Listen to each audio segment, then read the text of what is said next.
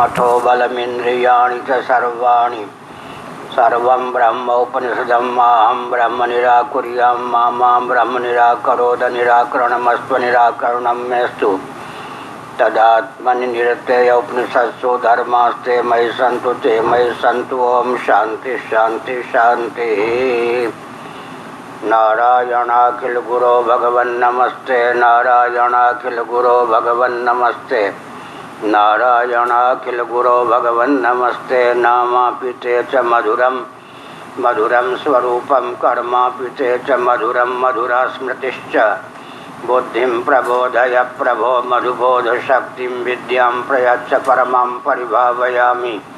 नारायणाखिल गुरो भगवन् नमस्ते नारायणाखिल गुरो भगवन् नमस्ते नारायणाखिल गुरो भगवन् नमस्ते। क्यों वकील साहब मन लग रहा है?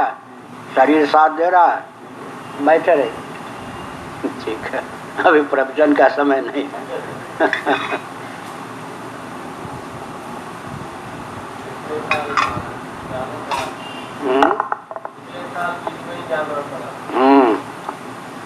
भाव है तो शरीर साथ नहीं देता, क्या करें?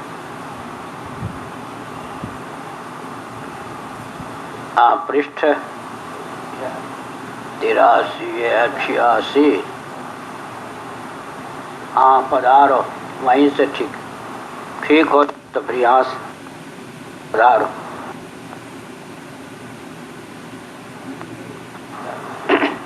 मन सही यही ना?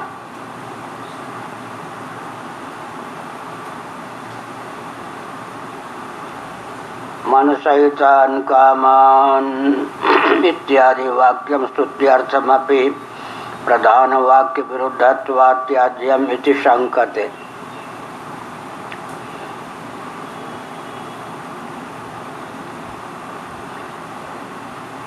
तत्वज्ञ महानुभाव मन से ही समग्र भोग्य पदार्थों को प्रस्तुत कर उसका उपयोग और उपभोग करते हैं। भले ही यह स्तुतिपरक अर्थवाद हो, लेकिन के विरुद्ध जो अर्थवाद होता है या स्तुति वाक्य होता है वह प्रमाण नहीं माना जाता। ऐसी आशंका होने पर कहते हैं नन्विति ननु कथम एक सन अन्यत् पश्यति नान्यत् शृणोति नान्यत् विजानाति स भूमा कामं च। यह सब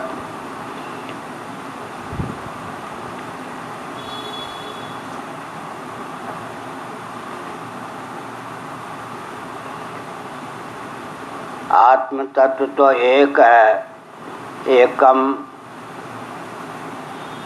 एव अद्वितीयम सदैव सौम्यदमग्रासित एकमेवा द्वितीयम श्रुति ने कहा। जब आत्म तत्व एक है तब अनेक का दर्शन कैसे संभव है?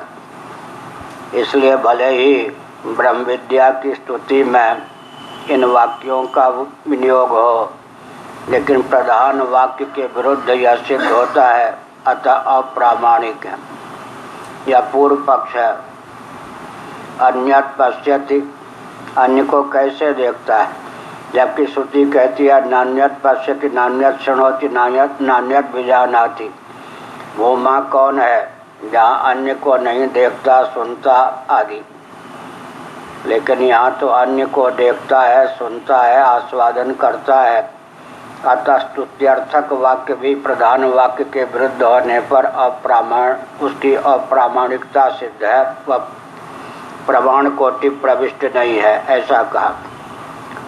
इसका उत्तर देते हैं वाक्ययोर मिथो विरोधे दृष्टान्तमाह यथेति। दोनों वाक्यों में विरोध है, इस पर कहा यथैको यस्मिन्नेव क्षणे पश्यति स तस्मिन्नेव क्षणे न पश्यति चेति। यह वाक्य तो उसी प्रकार परस्पर विरुद्ध है जैसे कोई एक व्यक्ति जिस क्षण में देखता है उसी क्षण में नहीं देखता, ऐसा कहें तो देखता है, उसके विपरीत हो गया नहीं देखता है, फिर क्षण में भेद भी नहीं है। जिस क्षण में देखता है उसी क्षण में नहीं देखता, तो दोनों में कोई एक सत्य होना चाहिए। जिस क्षण में देखता है उस क्षण में देखता ही है, नहीं देखता ऐसा नहीं। और जिस क्षण में नहीं देखता है उस क्षण में नहीं ही देखता है ऐसा नहीं। ऐसा पूर्व पक्ष प्रस्थापित हुआ। यद वै तन्न पश्यति पश्यन् वै तन्न पश्यति नहीं द्रष्टुर्दृष्टेर विपर्लोपो विद्यते अविनाशित्वात्। अब कहते हैं श्रुत्यंतर से इस शंका का समाधान करना चाहिए। यद वै तन्न पश्यति पश्यन् वै तन्न पश्यति। जैसे सुषुप्ति अवस्था में अन्य को नहीं देखता तो देखता हुआ ही नहीं देखता है। इससे ध्वनित होता है कि दृष्टा की स्वरूपभूता दृष्टि कभी विलुप्त नहीं होती, कुंठित नहीं होती। जैसे प्रकाश है, अब अगर कोई प्रकाशित पदार्थ है तो उससे प्रकाशित है, नहीं है तो भी प्रकाश तो है ही। तो भले ही अन्य हो तो अन्य उद्भासित हो जाए, अन्य न हो तो अन्य उद्भासित न हो। दृष्टा की स्वरूपभूता दृष्टि के लिए कहा दृष्टा देखता हुआ ही नहीं देखता है, अर्थात स्वरूपभूता दृष्टि उसकी विलुप्त नहीं होती। द्वैत प्रपंच की स्फूर्ति जागरण और स्वप्न दशा में होती है, तो जागरण और स्वप्न दशा में द्वैत प्रपंच को देखता है। सुषुप्ति में जागर और स्वप्न के समान द्वैत प्रपंच की स्फूर्ति नहीं होती तो नहीं देखता है। इसका मतलब सोता नहीं है ना। स्वरूप भूता दृष्टि विलुप्त हो जाए तब तो वह मन इत्यादि के समान सुप्त हो जाए, लेकिन आत्म तत्व तो द्वैत की बीजावस्था जो सुषुप्ति में प्राप्त है उसका भी साक्षी या दृष्टा होकर ही विद्यमान रहता है।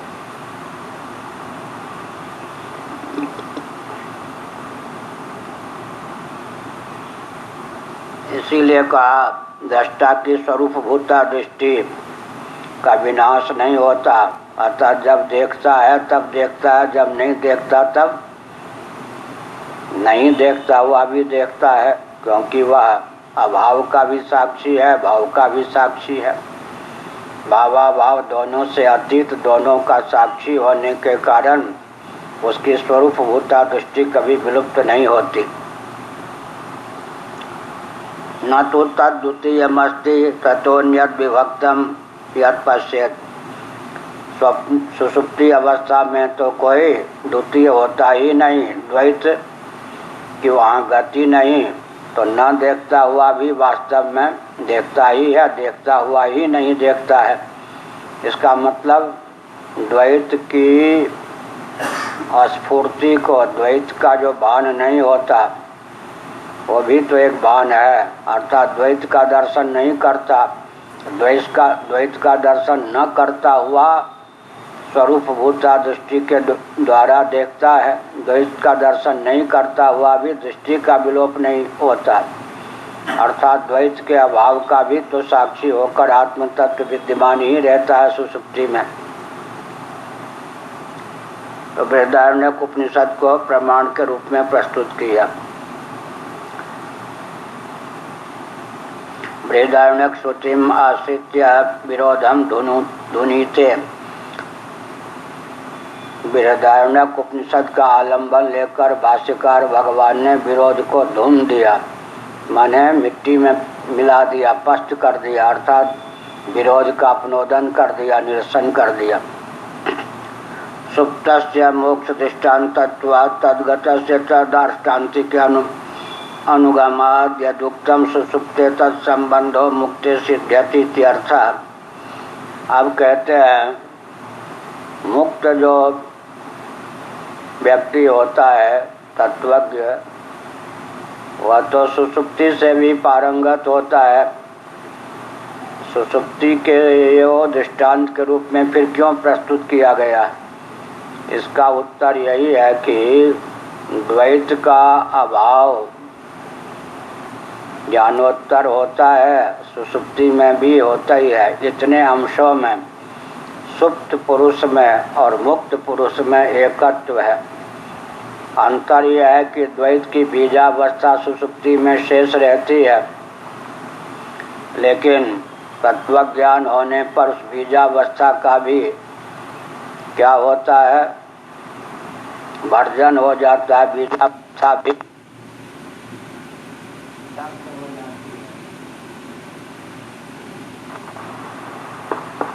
बीजावस्था दग्ध हो जाती है। इसका मतलब मुक्ति को उपनिषद में कहा गया है और पंचदशी नामक ग्रंथ में बताया गया है। एक चने का बीज है, उसको कोई भून लेता है तो सौंधापन उसमें बढ़ जाता है, भूख की निवृत्ति होती है, स्वाद की निष्पत्ति होती है, अर्थक क्रियाकारिता भुने हुए चने में भी विद्यमान है, लेकिन उत्पत्ति नहीं हो सकती। ऋतु काल में उर्वर भूमि में भी भुने हुए चने के बीज को, चने को डाल दें विधिवत, तो उससे अंकुरादि कार्य की निष्पत्ति नहीं होती। तो चित्त का भी दो ढंग से नाश होता है, एक अरूप नाश, एक स्वरूप नाश। अरूप नाश और स्वरूप नाश।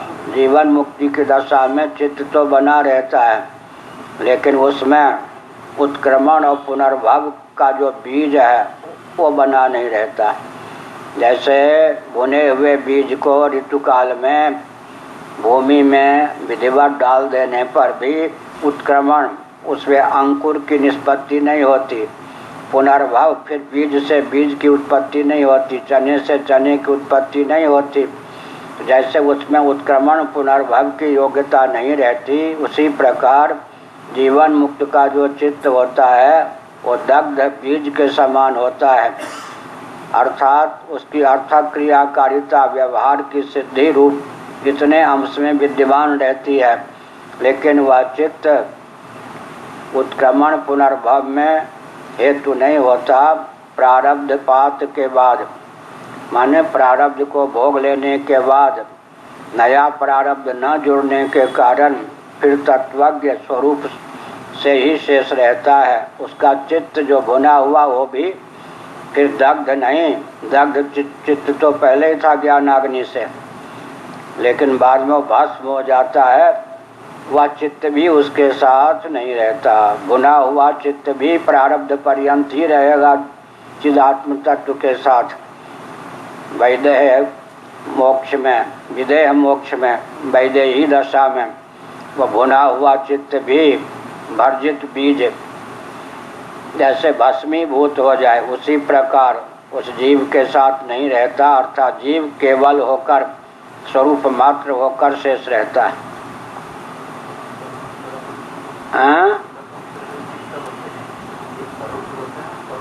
अरूप नाश है, स्वरूप से तो विद्यमान है ना। स्वरूप नाश माने स्वरूप का नाश हो गया मुक्ति को उपनिषद में, फिर शेष ही नहीं बचा। भुना हुआ बीज है, उसको भट्टी में झोंक दीजिए तो क्या हो जाएगा, भस्म राख हो जाएगा। इसीलिए विमुक्तश्च विमुच्यते तस्य तावदेव चिरम यावन्न, यह श्रुतियाँ हैं। 2 बार मोक्ष होता है, विमुक्तश्च विमुच्यते, जीवन मुक्त हुआ, एक मुक्ति हुई, लेकिन बाद में क्या होता है, जीवन मुक्त, जीवत मुक्त, जीवन मुक्त। जब तक प्रारब्ध शेष है तब तक पूरी अष्टक सहित है। प्रारब्ध समाप्त हो जाने पर और नया प्रारब्ध जुड़ेगा नहीं, क्योंकि संचित में पुनः प्रारब्ध बनने की क्षमता नहीं रह गई। प्रारब्धातिरिक्त जो कर्म होते हैं वो तो तत्व ज्ञान के समकाल में ही भस्म हो जाते हैं। प्रारब्ध फल दे करके फ्यूज हो जाता है। जब प्रारब्ध के क्षय का समय आ जाता है तब देहपात हो जाता है। स्थूल देह तो सबका गिरता है, लेकिन पूरी अष्टक जो सूक्ष्म कारण शरीर, उसका स्वरूप से नाश हो जाता, फिर वो प्राप्त ही नहीं होता। ऐसा घटाकाश जो है घट में रहता हुआ घट से असंग है, और घट फूट जाए तो उसकी घटाकाश भी संज्ञा नहीं है। तो पूरी अष्टक रूप जो उपाधि है अविद्या काम कर्म के अशेष निवारण से अर्थात प्रारब्ध के भी क्षय हो जाने पर तस्य तावदेव चिरम, उसका विदेह मोक्ष तभी तक रुका हुआ है जब तक प्रारब्ध शेष है। विमुक्तश्च विमुच्यते, मुक्त होकर फिर विमुक्त होता है, अर्थात सोपाधिक न रहकर सर्वथा निरुपाधिक होकर ही शेष रहता है। न उसके साथ स्थूल शरीर, न सूक्ष्म शरीर, न कारण शरीर, जैसा है वैसा होकर ही शेष रहता है। इस समय उपाधि को लेकर शेष है, लेकिन उपाधि में निबंधकता नहीं रह गई, बंधन कारिता नहीं रह गई, लेकिन निबंधक न होने पर भी उपाधि की विद्यमानता तो है, लेकिन उपाधि का संसर्ग ही नहीं होगा, उपाधि बिल्कुल प्राकृतिक भी नहीं रह जाएगी, तब विदेह कैवल्य सदा के लिए फिर अद्वय सच्चिदानंद मात्र होकर शेष रहेगा।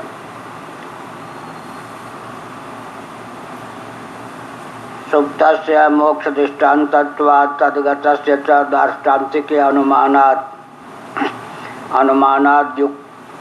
अनुमानाद्यदुक्तम सुसुप्ते तत्संबंधो मुक्ति सिद्ध्यति इत्यर्थ।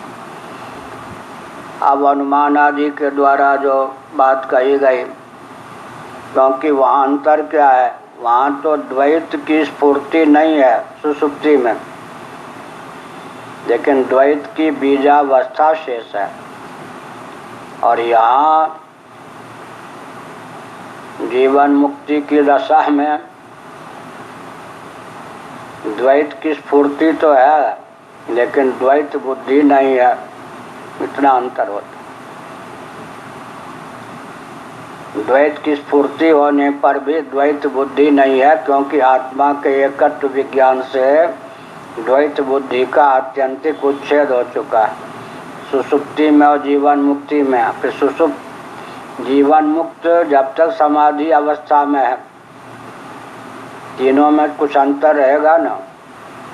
जीवन मुक्त सुसुप्ति की दशा में है, जीवन मुक्त का चित्त सुसुप्ति की दशा में, समाधि की दशा में है और व्युत्थान दशा में है।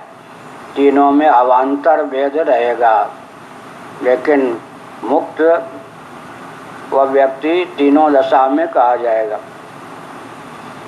एक दिन बताया था अन्यथा ग्रहण अग्रहण से विहीन सुसुप्ति होती है तत्वज्ञों की। क्या? अन्यथा ग्रहण द्वैत अध्यास, उसकी निवृत्ति तो सुसुप्ति में हो ही जाती है। और अग्रहण आत्मा का ग्रहण है तब तो सोया है, तत्वज्ञ है। और जो जीव सोते हैं अग्रहण बना रहता है अज्ञान मूलक, लेकिन अन्यथा ग्रहण का अपनोदन हो जाता है कब? सुसुप्ति में। इसके अन्यथा ग्रहण अग्रहण दोनों का विलोप हो जाता है, लेकिन शोधित कारण शरीर विद्यमान रहता है। इसीलिए जीवन मुक्त की सुसुप्ति में प्राकृत व्यक्तियों की सुसुप्ति में अंतर है, बाह्य लक्षण की एक रूपता होने पर। अब जीवन मुक्त को समाधि लग गई निर्विकल्प, तब क्या होगा? वहाँ चित्त सत्व शेष रहेगा, समाधि में वृत्ति विहीन चित्त सत्व शेष रहेगा। सुसुप्ति में एक वृत्ति रह जाएगी, कौन सी? निद्रा। प्रमाण विपर्यय विकल्प निद्रा स्मृति 5 वृत्तियों में निद्रा नामक वृत्ति रह गई तो सुसुप्ति, उस निद्रा नामक वृत्ति का भी निरोध हो गया तो समाधि। या प्रमाण विपर्यय विकल्प निद्रा स्मृति योग दर्शन 5 प्रकार की चित्त वृत्तियों में योग दर्शन के अनुसार सुसुप्ति भी एक वृत्ति है, उसका नाम है निद्रा नाम की वृत्ति। उस निद्रा नाम की वृत्ति का भी विलोप हो गया तब समाधि हो गई। समाधिस्थ स्थितप्रज्ञ, सुसुप्त स्थितप्रज्ञ और व्युत्थान दशा को प्राप्त स्थितप्रज्ञ, अब यहाँ क्या है, समाधि में द्वैत का भान नहीं, सुषुप्ति में द्वैत का भान नहीं। और यहाँ पर क्या है, द्वैत का बीज तो विद्यमान है, लेकिन द्वैत के प्रति सत्यत्व बुद्धि का अपनोदन हो चुका है। अब यहाँ द्वैत तो विद्यमान है, द्वैत बुद्धि विगलित हो गई। अन्य का दर्शन तो होता है ना, लेकिन अन्य रूप से नहीं होता, आत्मा में अध्यस्त रूप से होता है, स्वात्म रूप से ही होता है।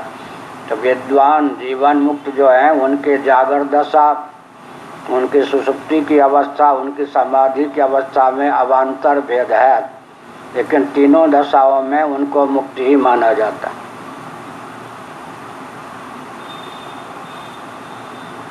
तो द्वैत का स्फुरन तो समाधि में भी है, और ये सुषुप्ति में भी है, और व्यवहार दशा में भी है।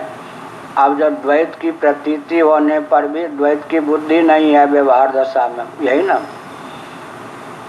अन्य की स्फूर्ति होने पर भी अन्य बुद्धि नहीं है, क्योंकि आत्मा में अध्यस्त है दृश्य प्रपंच। तो इस प्रकार से जैसे रज्जु को ही अपने तत्व का ज्ञान हो जाए, तो सर्पधारा माला भूषित दंड की स्फूर्ति दशा में भी जैसे रज्जु अपने को रज्जु रूप ही समझे, इनको मिथ्या समझे, उसी प्रकार से द्वैत प्रपंच की स्फूर्ति होने पर भी इनको द्वैत रूप से द्वैत का दर्शन होता है। उसको आत्मोल्लास, आत्मविलास से आत्मविवर्त रूप से द्वैत का दर्शन होता है। सर्वात्म भाव की महिमा से द्वैत का दर्शन हुआ तो तत्वज्ञ हो गया, और द्वैत बुद्धि से द्वैत का दर्शन हुआ तो संसारी हो गया।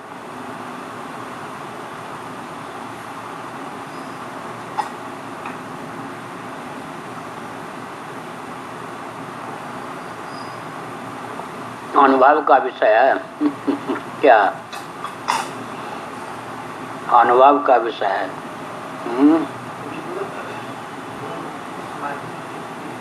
क्या वो जो कहा ना कि निद्रा वृत्ति भी निरुद्ध हो जाए तब समाधि होगी, और एक तत्वज्ञ नहीं है उसे समाधि लग गई। समाधि के भी तो दो भेद हो गए, सुषुप्ति के भी दो भेद हो गए, जागृत के भी दो भेद हो गए। क्या? जो तत्वज्ञ नहीं है उसकी जागृत अवस्था, उसकी सुषुप्ति अवस्था, उसकी समाधि अवस्था, और जो तत्वज्ञ है वेदांत प्रस्थान के अनुसार, उसकी जागृत, उसकी सुषुप्ति, उसकी समाधि में भेद है। जागृत में यह भेद है कि यहाँ दृश्य का सत्यत्व है अज्ञों के जीवन में, यहाँ मिथ्यात्व है। यहाँ द्वैत का स्फुरन है, यहाँ सर्वात्म भाव का स्फुरन है। अंतर हुआ ना। और सुषुप्ति में क्या अंतर पड़ गया? जीवन मुक्त की सुषुप्ति में है कि अग्रहण अन्यथा ग्रहण दोनों नहीं है, लेकिन जो संसारी व्यक्ति सोए होते हैं उनमें अन्यथा ग्रहण न होने पर भी स्वरूप का ग्रहण। उदाहरण बहुत बढ़िया है वेदांत परिभाषा में। रस्सी में सर्प बुद्धि हो गई और रज्जु तत्व का ज्ञान नहीं हुआ, इतने में घन अंधकार छा गया, तो सर्प का भान निवृत्त हो गया या नहीं? क्या? लेकिन सर्प बुद्धि तो सर्प का भान निवृत्त हो जाने पर सर्प के प्रति सत्यत्व बुद्धि का निवारण तो नहीं हुआ ना। इसीलिए पंचदशीकार ने बहुत मार्मिक बात कही थी, ना प्रतीतिस्तयोर बाधः किंतु मिथ्यात्व निश्चय। तयो माने जीव जगतो है, जीव और जगत की अप्रतीति का नाम बाध नहीं है, मिथ्यात्व निश्चय का नाम बाध है। जैसे सर्प की अप्रतीति तो हो गई, कब? घन अंधकार छा जाने पर। मंद अंधकार में निपतित रज्जु खंड में सर्प बुद्धि भ्रांति वश हुई, लेकिन घन अंधकार छा जाने पर सर्प बुद्धि तो निवृत्त हो गई। लेकिन सर्प के प्रति सत्यत्व बुद्धि तो बनी रही। तो अप्रतीति का नाम बाद नहीं है, मिथ्यात्व निश्चय का नाम बाद है। मिथ्यात्व निश्चय के बाद दो दशा होती है, मिथ्यात्व निश्चय भी है और अप्रतीति भी है। मिथ्यात्व निश्चय है और प्रतीति है, दो बात हुई। चांदी में, सीपी में चांदी की प्रतीति तो हो रही है, लेकिन सत्यत्व बुद्धि की निवृत्ति हो गई। या गगन में, नील गगन, नीलत्व की बुद्धि तो बन रही है, नील बुद्धि, लेकिन मिथ्यात्व है कि आकाश तो नभ तो निरूप है, वो नीला है ही कहाँ। तो प्रतीति काल में सत्यत्व बुद्धि की निवृत्ति हो गई, और अप्रतीति हो तो सत्यत्व बुद्धि नहीं है। इसका मतलब एक ने रस्सी को रस्सी समझ लिया, इतने में घन अंधकार आ गया, अब तो सर्प का दर्शन हो गया। तो सर्प बुद्धि भी बाधित है, सर्प का दर्शन भी नहीं है। ऐसे ही यहाँ समझना चाहिए। तो अंतर पड़ गया ना। समाधि में क्या अंतर पड़ जाएगा? एक व्यक्ति योग दर्शन के अनुसार समाधिस्थ है। समाधिस्थ, समाधि का लक्षण तो तत्वज्ञ के जीवन में, और जिसको आत्मा और ब्रह्म के एकत्व का ज्ञान नहीं है उसके जीवन में एक ही है, वृत्तियों का निरोध हो गया। लेकिन अंतर क्या पड़ा वहाँ पर? वृत्तियों का निरोध हो जाने पर प्रमाण विपर्य विकल्प निद्रा स्मृति पांचों वृत्तियों का निरोध हो जाने पर वृत्ति की प्रतीति तो समाप्त हो गई, लेकिन उनके प्रति मिथ्यात्व बुद्धि तो जागरूक नहीं है, सत्यत्व बुद्धि तो बनी रही ना। या वृत्ति के निरुद्ध हो जाने पर जो चित्त शेष रहा, योग दर्शन के अनुसार चित्त मिथ्या है या सत्य? सत्य है। अब वेदांती के समाधि लग गई तो निरुद्ध वृत्ति वाला जो चित्त है उसके प्रति मिथ्यात्व बुद्धि भी अंदर तो शेष है न। वहाँ सत्यत्व बुद्धि को लेकर समाधि है, चित्त को तो सत्य मानता ही है। वृत्ति के निरोध की दशा में भी चित्त के प्रति सत्यत्व बुद्धि तो शेष है। यह चित्त सत्य है इस प्रकार नहीं, लेकिन सत्यत्व बुद्धि को लेकर ही तो समाधि होगी। यहाँ मिथ्यात्व बुद्धि को लेकर समाधि होगी। तो दृष्टिकोण में अंतर होने के कारण जागृत स्वप्न सुषुप्ति जो अज्ञों के जीवन में समाधि प्राप्त है और तत्वज्ञ के जीवन में प्राप्त है, उसमें अंतर रहेगा।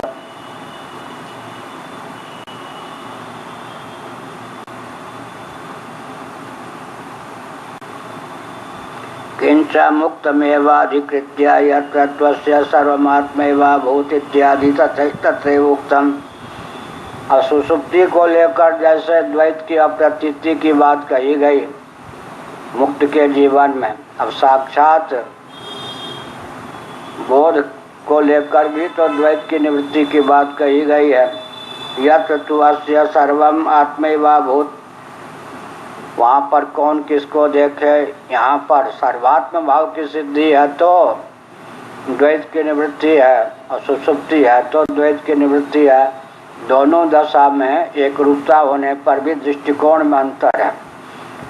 अज्ञ के जीवन में भी सुषुप्ति है, तत्वज्ञ के जीवन में भी सुषुप्ति है।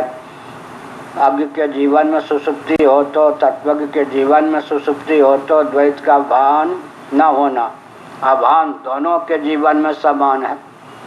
लेकिन यहाँ तत्व ज्ञान से सर्वात्म भाव की सिद्धि है, अर्थात द्वैत की प्रतीति तो है, द्वैत बुद्धि नहीं है। अन्य की प्रतीति है लेकिन अन्य बुद्धि नहीं है। जो संसारी व्यक्ति हैं अन्य की प्रतीति है और अन्य की बुद्धि भी है। सारा खेल तो बुद्धि का है। क्या? तिल के ओट में पहाड़ छिपा है।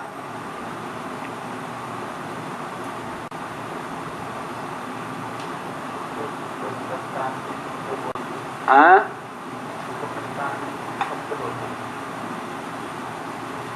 उनके यहाँ मिथ्या होते ही नहीं कुछ। क्या?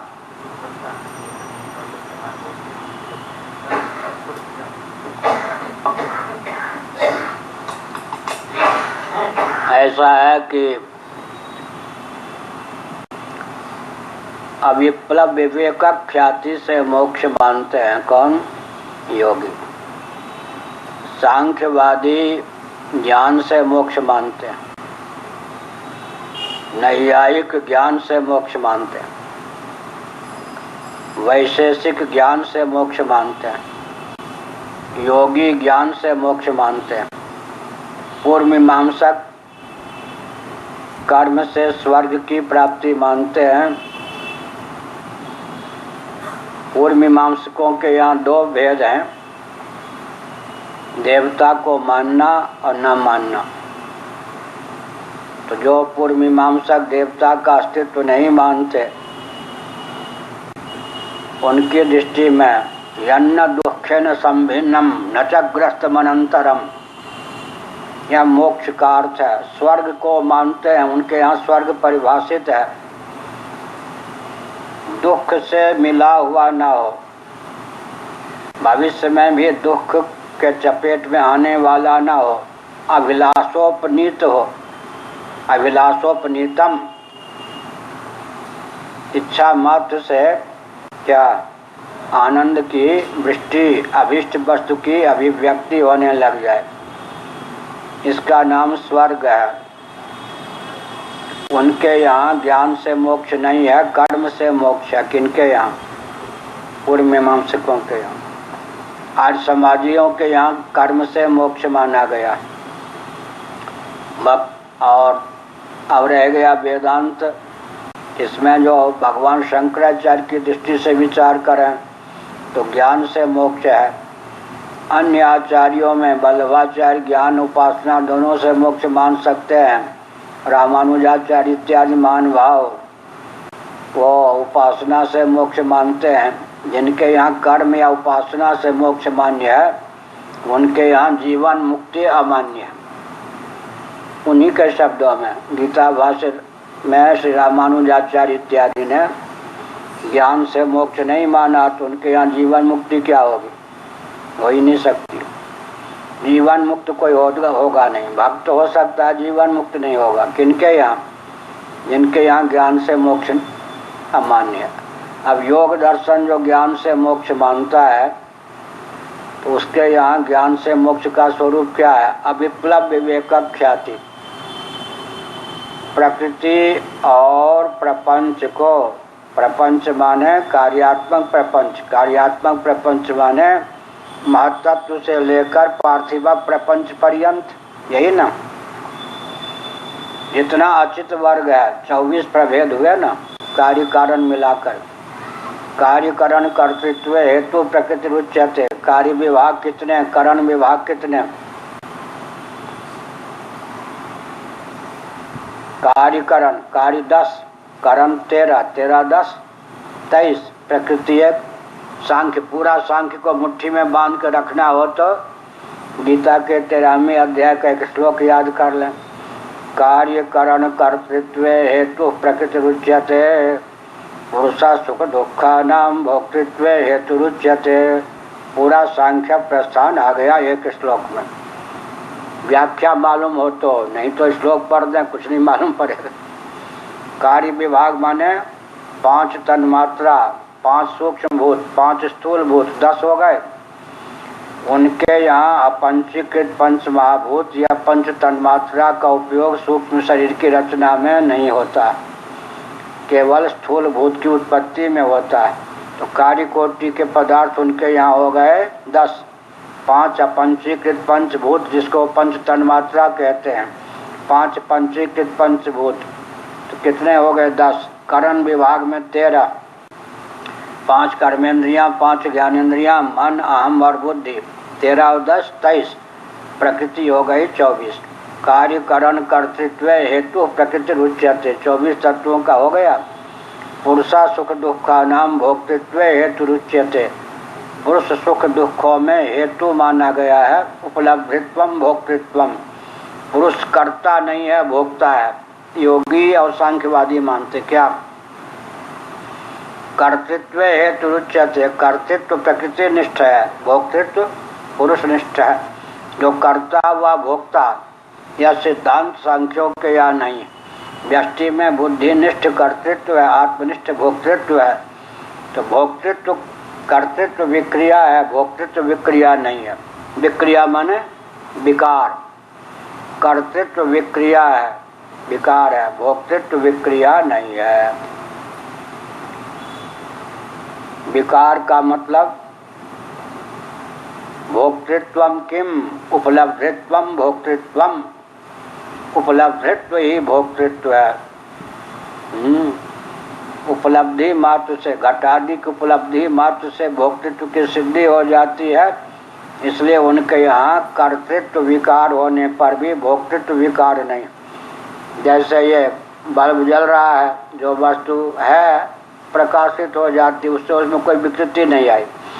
तो सांख्यवादी पुरुष को कर्ता नहीं मानते, भोक्ता मानते। तो स्वयं को भोक्ता माने और 24 तत्वों से असंग माने। द्वैत तो विद्यमान रहा, प्रकृति सहित प्राकृतिक प्रपंच, कार्यात्मक प्रपंच को सत्य मानता हुआ भी क्या हुआ, दोनों से, कार्य और कारण दोनों से अपने को अतीत मान लिया। यह जो विवेक है, चित्त और अचित का विवेक हो गया, उससे मोक्ष हो गया। तो समाधि की फिर उपयोगिता क्या हुई? समाधि में क्या है, चित्त वृत्ति का निरोध हो जाता है। तो चित्त वृत्ति का निरोध हो जाता है तो चित्त वृत्ति के अनुरूप पुरुष अपनी मान्यता को खो देता है। न रहे बांस न बने बांसुरी, न बने बांसुरी न बजे बांसुरी। क्या वृत्ति सारूप्य दो को भंग करना है, एक विवेक के बल पर, एक अवस्था के बल पर। अवस्था के बल पर वृत्ति सारूप्य को भंग करना है, तब समाधि चाहिए। और विवेक के बल पर वृत्ति सारूप्य को भंग करना है तो समाधि के बिना भी कर सकते हैं। अवस्था के बल पर का मतलब हुआ, एक व्यक्ति एक आम का फल ऐसे देख रहा था, अब आम उसके सामने से हटा दीजिए, अब क्या देखेगा? ठीक है, तो आम के सारूप्य भाव की निवृत्ति हो गई या नहीं? जब तक आम था तब तक उसकी दृष्टियों टंगी हुई थी। अब आम को हटा दिया, आम ही नहीं है तो आम्राकार वृत्ति प्रत्यक्ष में, आम ही नहीं है तो आम को देखना बंद हो गया या नहीं? तो वृत्ति है तो वृत्ति के अनुरूप मानेगा अपने को। अब वृत्ति हटा दो तब वृत्ति के अनुरूप मान्यता नष्ट हो जाएगी। तो वृत्ति सारूप्य भंग हो गया। और विवेक होने पर प्रमाण विपर्यय विकल्प निद्रा को छोड़ के, सुसुप्ति में तो विवेक क्या होगा? वहाँ तो बुद्धि की केवल निद्रा वृत्ति तमोगुण से आवृत रहती है, सत्वगुण का उद्रेक नहीं होता। प्रमाण विपर्यय विकल्प और स्मृति, चार वृत्तियों में कोई भी वृत्ति हो और निद्रा की कल्पना कर ले तो मैं वृत्ति नहीं, वृत्ति का साक्षी हूँ। वृत्ति सारूप्य खत्म हो गया या नहीं? तो बोध के बल पर वृत्ति सारूप्य को भंग करना यह विवेक हुआ, और अवस्था के बल पर वृत्ति सारूप्य को भंग करना। दोनों में अंतर हुआ ना। मन चंचल है तो व्यक्ति की मान्यता है कि मैं चंचल हूँ।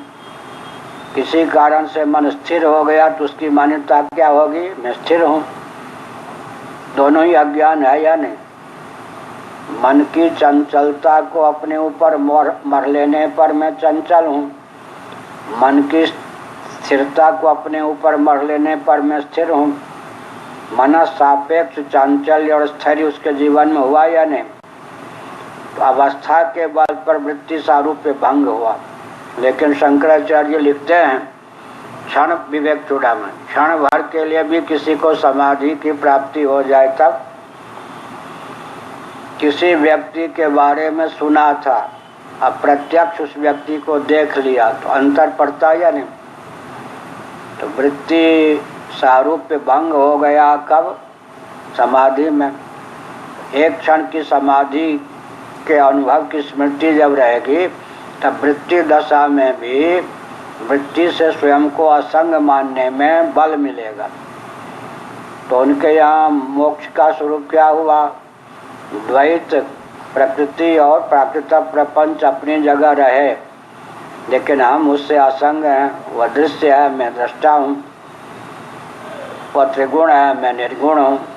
इस प्रकार से वह अनात्मा है, मैं आत्मा हूँ। विवेक के बल पर चित जड़, मैं चित्त को चित्त, जड़ को जड़। यहाँ विमल विवेक है, वहाँ विवेक है। यहाँ विमल विवेक के बल पर मोक्ष होता है। गीता के 13वें अध्याय का अंतिम श्लोक, विवेक का वर्णन पहली पंक्ति में 2 चरणों में, विमल विवेक का वर्णन अंतिम 2 चरणों में, अंतिम पंक्ति में। क्षेत्र क्षेत्रज्ञयोरेव मंतरम ज्ञान चक्षुषा भूत प्रकृति मोक्षम च ये विदुर्यान्ति ते परम। क्षेत्र और क्षेत्रज्ञ के अंतर को ज्ञान चक्षु से समझ ले। क्षेत्र को क्षेत्र और क्षेत्रज्ञ को क्षेत्रज्ञ। विवेक हुआ या ना? विवेक हुआ, लेकिन बाध तो नहीं हुआ, विमल विवेक नहीं हुआ। नीचे भूत प्रकृति मोक्षं च, पंचभूत उनकी प्रकृति जो उपादान कारण, दोनों का मोक्ष माने ब्रह्मात्म तत्व के एकत्व विज्ञान से बाध, वो हो गया विमल विवेक। तो बाध के बिना ही मोक्ष यह हुआ। इसीलिए हम कहा करते हैं कि वेदांतियों के यहाँ जो मुमुक्षा है वह पूर्वता है। अन्य दर्शन से मुक्त व्यक्ति जब आएगा तो वेदांत के यहाँ कहा जाएगा कि तुम बद्ध हो। क्या इस यूनिवर्सिटी में अन्य दर्शन के अनुसार मुक्त व्यक्ति भी बद्ध माना जाएगा? कैसे? विवेक से मोक्ष होगा या नहीं? हमारे यहाँ तो साधन चतुष्टय में विवेक परिगणित है। विवेक से मोक्ष हो जाता है तो फिर मुमुक्षा की क्या जरूरत है? विवेक वैराग्य सत्य संपत्ति के बाद मुमुक्षा है ना। विवेक के बाद मुमुक्षा क्या सिद्ध करती है कि अभी मोक्ष नहीं हुआ?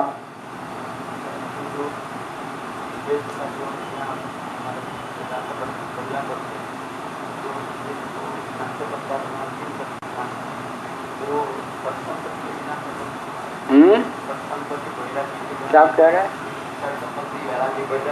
क्या? विवेक का फल है वैराग्य, विवेक वैराग्य का फल है सत्य संपत्ति, विवेक वैराग्य सत्य संपत्ति का फल है मुमुक्षा, मुमुक्षा का फल है तत्व जिज्ञासा, तत्व जिज्ञासा का फल है श्रवण मनन निधिध्यासन, श्रवण मनन निधिध्यासन का फल है तत्व ज्ञान, तत्व ज्ञान का फल है कैवल्य मोक्ष। या ठीक ऐसा वैसा होना चाहिए दर्शन। सभी दर्शन तैयार होना चाहिए।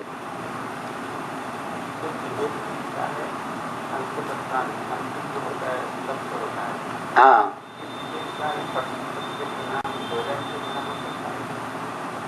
सत्य संपत्ति में क्या है? विवेक का फल है ना शम दम। विवेक और वैराग के बाद सत्य संपत्ति माने विभूतियों की उपलब्धि, जिसके कारण जो उपलब्ध हो। विवेक और वैराग्य के कारण शम माने मनोनिग्रह, मन चंचल ना हो कब संभव है?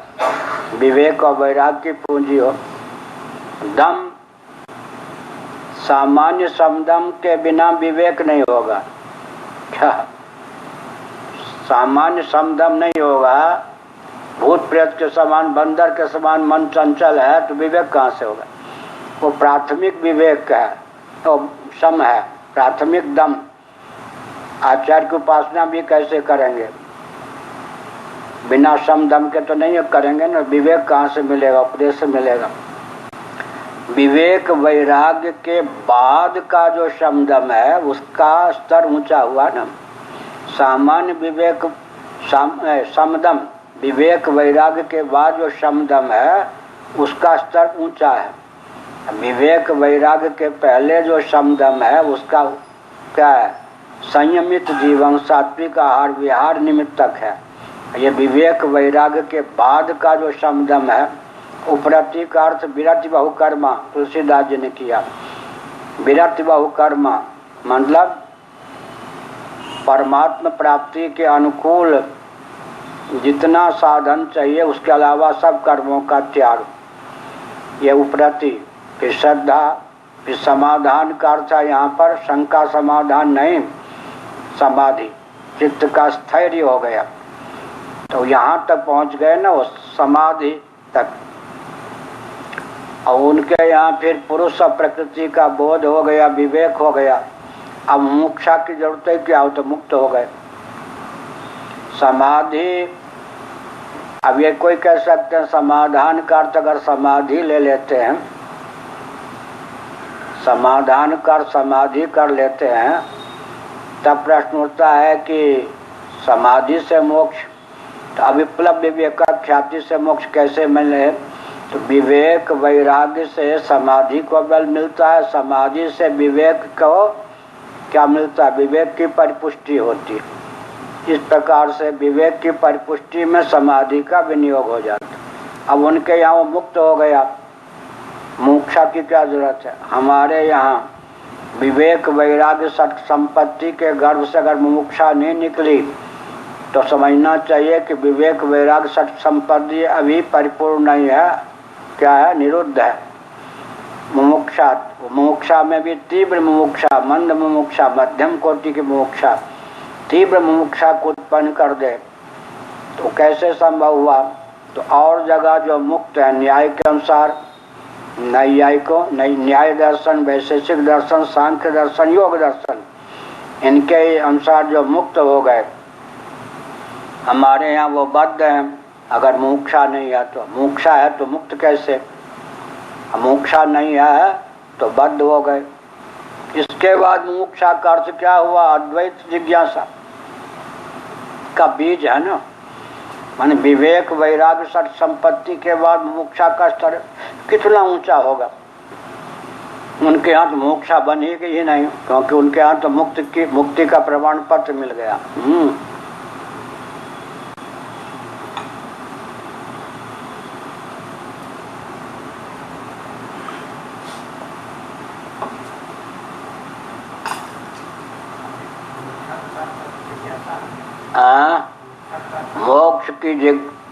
मोक्ष की प्रबल इच्छा का नाम है मोक्षा। अब मोक्षा तो उपदेश कौन देगा मोक्ष का, गुरु के प्रति प्रपन्नता। उसके बाद अनंत जिज्ञास होकर गुरु के प्रति प्रपन्नता, क्योंकि ज्ञान तो अपने हृदय में है नहीं, तो देंगे न कोई गुरु।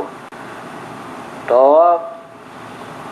जिज्ञासा की मुमुक्षा, मोक्ष की इच्छा, तो मोक्ष के स्वरूप का ज्ञान चाहिए ना।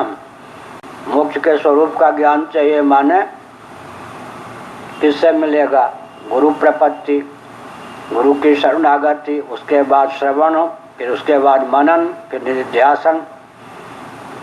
श्रवण के द्वारा ज्ञान की निवृत्ति होती है, मनन के द्वारा संशय की निवृत्ति होती है, निधिध्यासन के द्वारा विपर्यय की निवृत्ति होती है। श्रवण करने पर भी कोई संशय रह जाए तो मनन चाहिए, मनन करने पर भी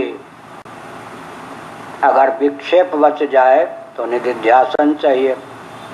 निष्ठा की प्राप्ति के लिए असतव रूप बखानो जानो ने वो है सुनी तुलसीदास ने विनय पथ का, सुनी गुनी समझी समझावी दशा हृदय नहीं आवे। अगर कोई संशय बना हुआ है तब क्या करेंगे, मनन। मनन भी संशय नहीं है फिर भी निष्ठा नहीं हो रही है तो अभ्यास, निधिध्यासन अभ्यास, इसी को कहते भावना। निधिध्यासन माने भावना। उसके क्या द्वारा क्या हुआ, ज्ञान की परिपक्वता, निधिध्यासन के गर्भ से परिपक्व ज्ञान की स्थिति होगी, फिर मोक्ष होगा। द्रष्टव्य की स्थिति बाद में होगी। नाम पहले है, श्रोतव्य के पहले आत्मा वारे द्रष्टव्य है। तो उसके साधन क्रमिक क्या है, श्रवण मनन निधिध्यासन, लेकिन दर्शन सबसे अंत में होगा। द्रष्टव्य है लेकिन साधन श्रवण मनन निधिध्यासन है।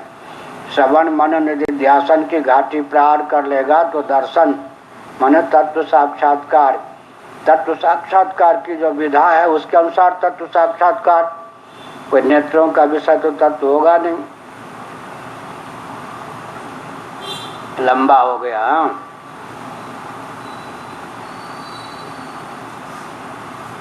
कौन सा यही है ना, 484 684। हाँ यही तो, फलार्थवादस्य। हाँ वही, यही ना, फलार्थवादस्य।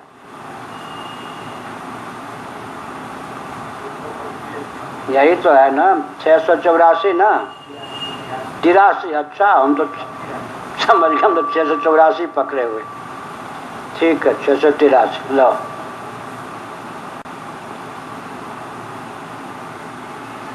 किंच मुक्त मेवाधिकृत्य, यह तत्व से ये हो गया। अब कहते हैं श्रुति ने तत्वज्ञों के स्वरूप का दो ढंग से चित्रण किया, सुषुप्तिगत साम्य को लेकर, क्योंकि द्वैत का दर्शन ज्ञानोत्तर भी है, सुषुप्ति में भी है। दूसरा, साक्षात बिना सुषुप्ति का आलम्बन लेकर जब अन्य होता है तब अन्य का दर्शन करता है। उसकी दृष्टि में तो अन्य कोई है ही नहीं, दर्शन किसका करे? सर्वात्म भाव का स्फुरन होता है। सुषुप्ति में सर्वात्म भाव का स्फुरन हुए बिना द्वैत का दर्शन है। यहाँ सर्वात्म भाव की स्फूर्ति निमित्तक द्वैत का दर्शन है, दोनों मंत्र हो गए।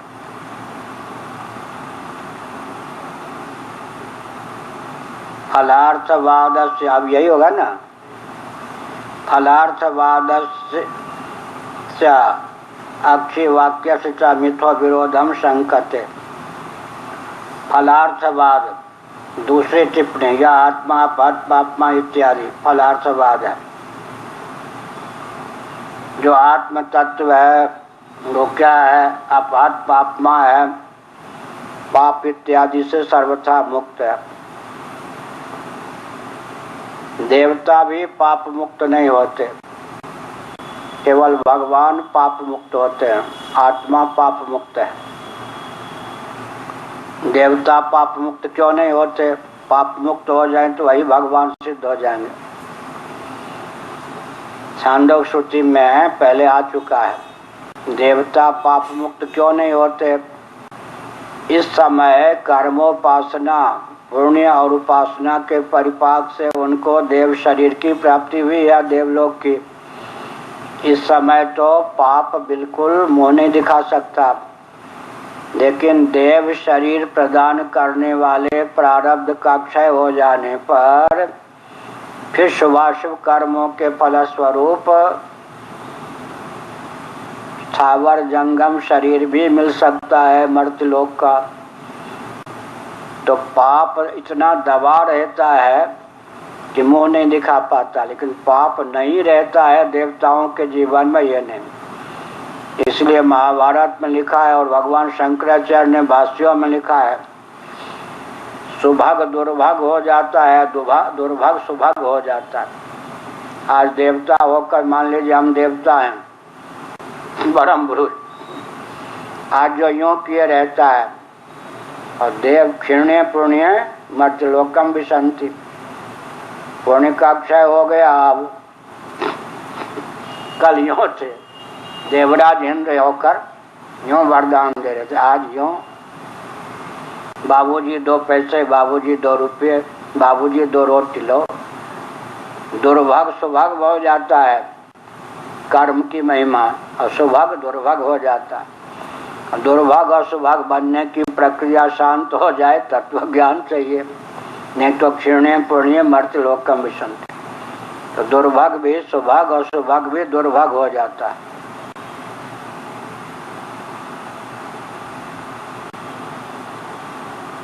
अशरीरेति अशरीर स्वरूपो पात्मादि लक्षण सन कथमेक पुरुष क्षणी। अब कहते हैं अक्षय वाक्य जो बद्ध है यह तो सुसंगत नहीं है, पूर्व पक्ष प्राप्त हुआ। प्रजापति ने विरोचन देवराज इंद्र को उपदेश जो दिया, इंद्र को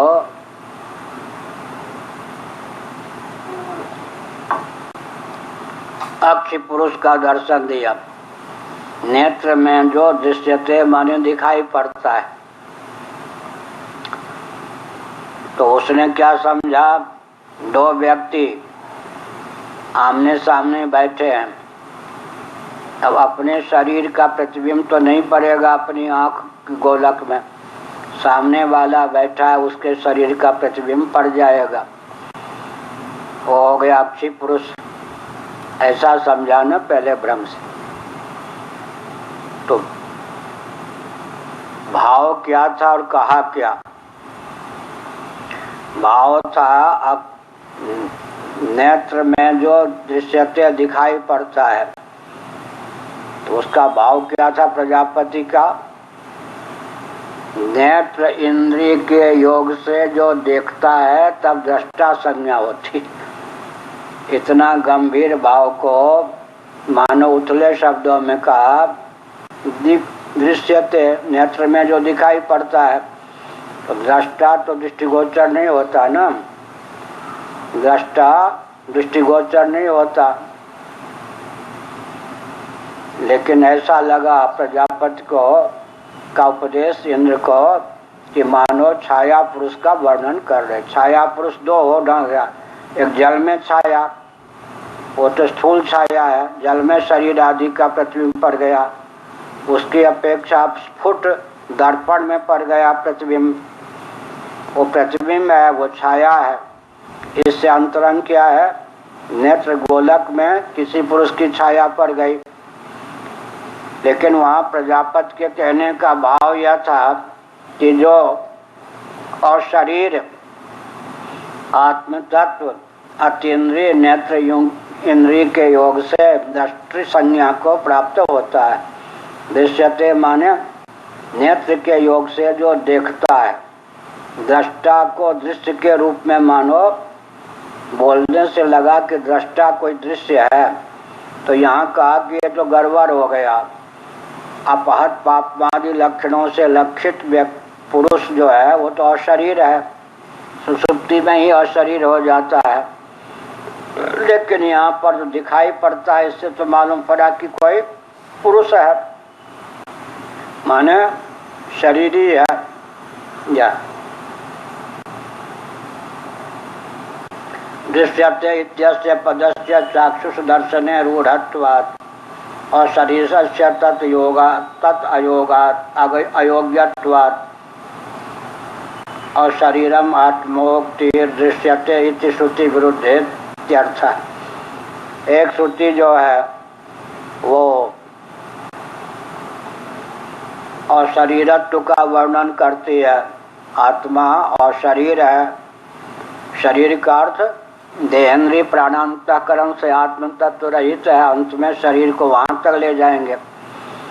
आत्मा जो है देहेंद्रीय प्राणांतकरण से रहित है, सर्वथा और शरीर है और दिखाई पड़ता नेत्र में, इससे तो सशरीर सदेह की स्थिति होती है।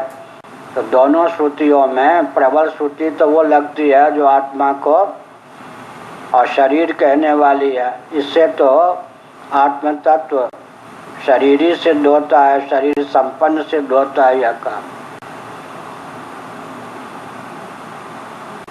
आत्मत्वादि ब्रह्म विषयान नेक श्रुति लिंग विरोधात् दृश्यता इत्येकस्या श्रुतेः ज्ञानमात्र विषय निरोधोस्ति इत्यभिप्रेत्य अनंतर वाक्यम उत्थापयति तत्रेति तत्र तथा सा वक्षिणी साक्षात् दृश्यते तद्वक्तव्यम् इति इदमारभ्यते तत्र को हेतु अक्षिण दर्शने इत्यर्थ इत्या सदृष्टान्तो यथा प्रयोग्य ये सब का।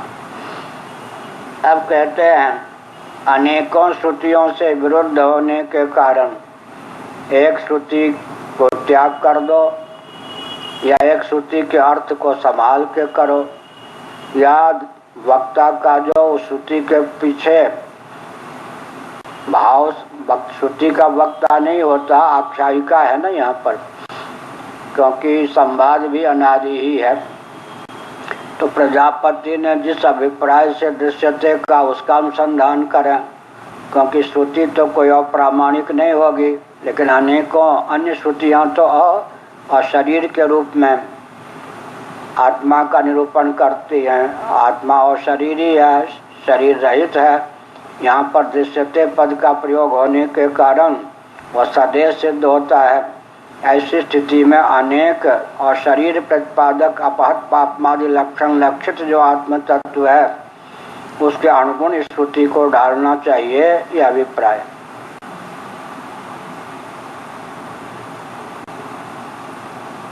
आत्मत्वादि ब्रह्म विषयानेक श्रुति लिंग विरोधात् आत्मा की ब्रह्म रूपता का वर्णन है और ब्रह्मात्म तत्व सर्वथा अशरीर है।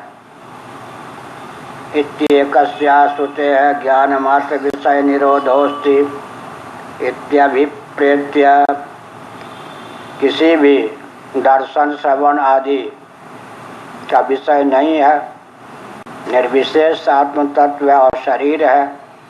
इस प्रकार श्रुति का तात्पर्य होना चाहिए। लेकिन दृश्यते पद तो अवरोधक है, वो तो दृष्टि का विषय के रूप में आत्मा को प्रस्तुत करने वाली है।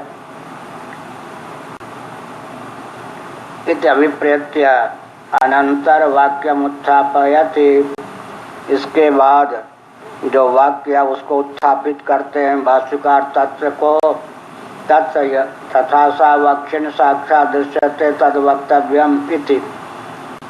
ये कहते तत्व को हेतु अक्षिण दर्शन इत्यास दृष्टान्तो यथा प्रयोग्य, उस पर फिर यह प्रयोग्य वाला वृषभ और अश्व वाला प्रसंग लाके श्रुति ने रखा।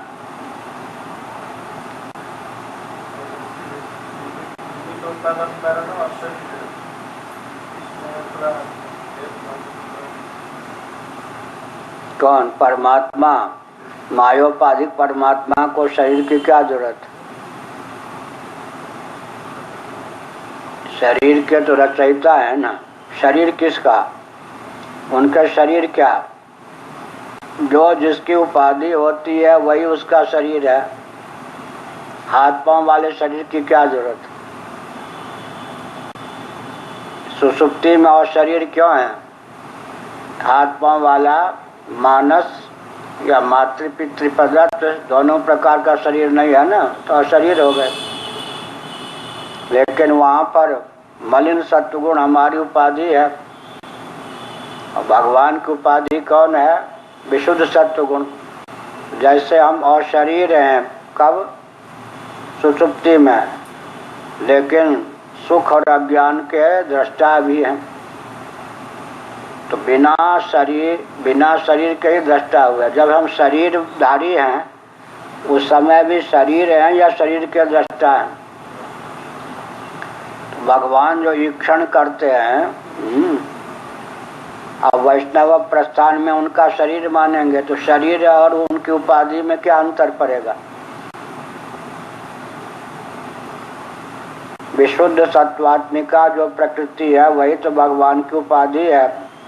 विद्या माया, अविद्या माया, हमारी उपाधि अविद्या है, भगवान की उपाधि विद्या माने विशुद्ध सत्व।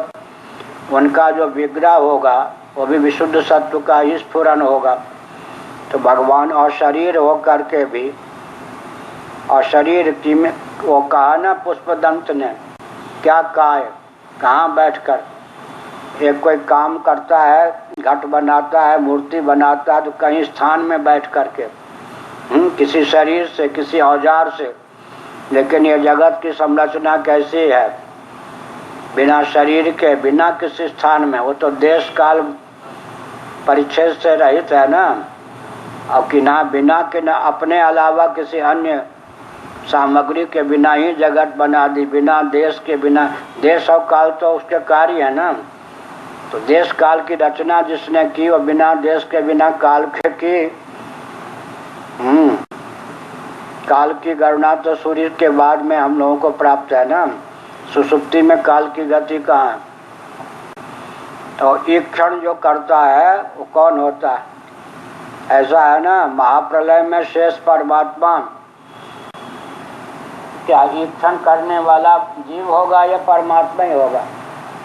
तदैक्षत सदैव सौम्यदम अग्र आसित एक में बात होती है। महाप्रलय की बात हुई या नहीं? और तदैक्षत सर्ग काल की बात हुई, तो दोनों में एकत्व है या नहीं? जो महाप्रलय में सजाति विजाति स्वगत वेद शून्य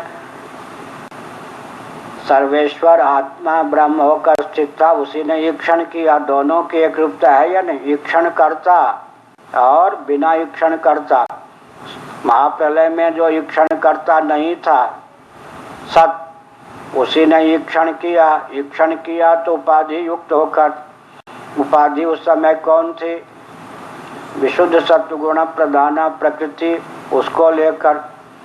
और चूंकि आच्छादिका नहीं है, इसीलिए ईश्वरत्व वहाँ हुई विद्यमान है, सर्वज्ञत्व विद्यमान है। तो निरुपाधिक तो नहीं है, सोपाधिक है, लेकिन अशरीरी है। जैसे सुसुप्ति में हम सोपाधिक होकर अशरीर होते हैं, वैसे परमात्मा मायोपाधिक होकर अशरीर थे। क्या?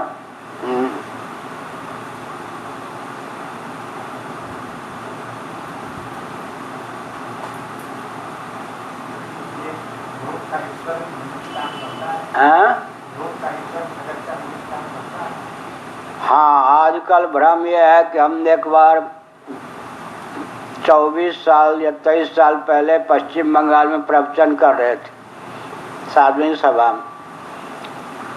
एक दंडी स्वामी, नाम नहीं लेंगे, बहुत विद्वान बंगाल के, उस सभा में बैठे थे।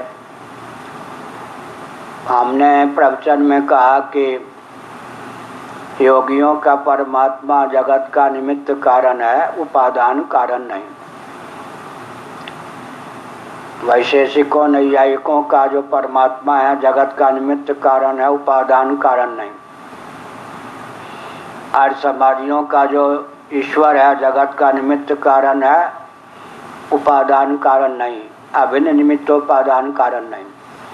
मुसलमानों का, क्रिश्चियनों का, उस समय कुछ नहीं बोले। प्रवचन के बाद में उन्होंने कहा कि मैं इस बात से सहमत नहीं हूँ कि योगियों का परमात्मा निमित्त कारण है, लेकिन ब्रह्मसूत्र में पति को लेकर एक अधिकरण है, पत्यधिकरणम, या पत्ति उस शब्द का प्रयोग है।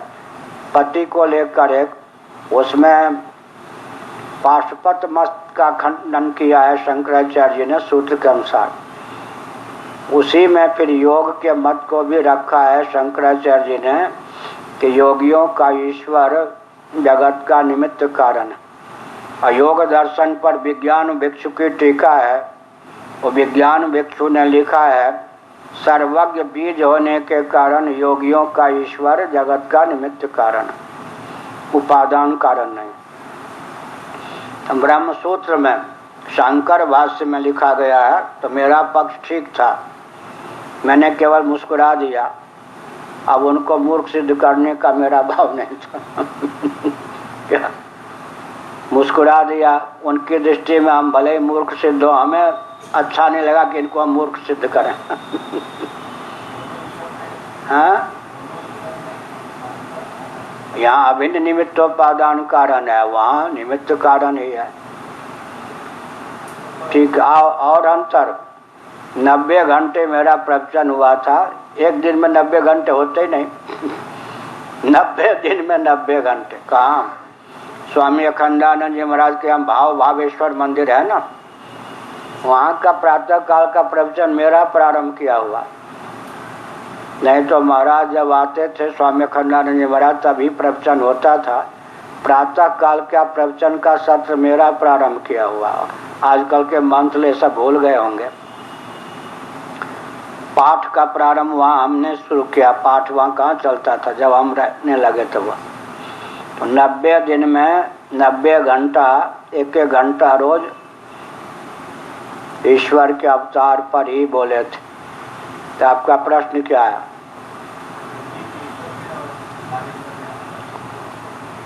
योगियों का ईश्वर, सुन लीजिए, एक पेटेंट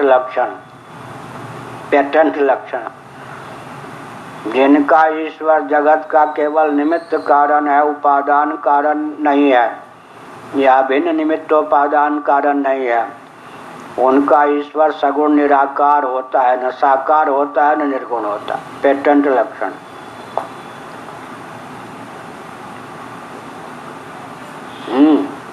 नैयायिकों का ईश्वर सगुण निराकार, अवतार नहीं ले सकता साक्षात। वैशेषिकों का ईश्वर सगुण निराकार, योगियों का ईश्वर सगुण निराकार, आर्य समाजियों का ईश्वर सगुण निराकार, न ऊपर निर्गुण हो सकता न नीचे साकार हो सकता। मुल्लाओं का खुदा सगुण निराकार और क्रिश्चियनों का गॉड सगुण निराकार।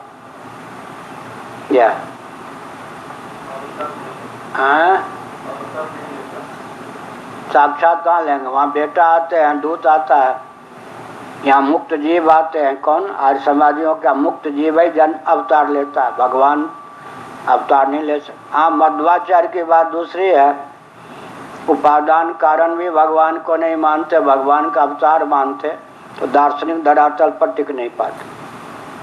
प्रशस्त नियम यही है कि जो जगत का केवल निमित्त कारण भगवान को मानते हैं, अभिन्न निमित्तोपादान कारण नहीं मानते, उनका ईश्वर टंगा रहता है। निमित्त कारण मानने के लिए सर्वज्ञ मानना पड़ेगा या नहीं?